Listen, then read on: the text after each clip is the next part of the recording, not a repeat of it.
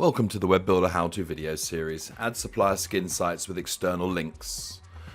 On your website you can add links to other websites you might run.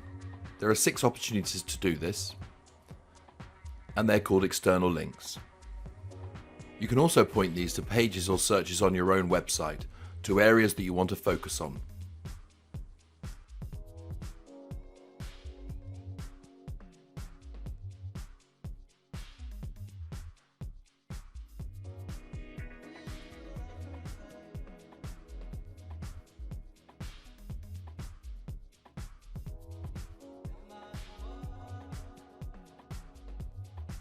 You have full control over these links in your control panel. Just click on your external links button.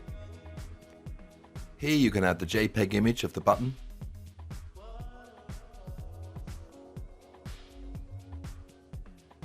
and paste in the link to where you want the button to go to. You can also set the link to open up in a new window or in the same window. And once you're happy with all your external links, click the Save button and it'll immediately publish to your website. Thank you for watching.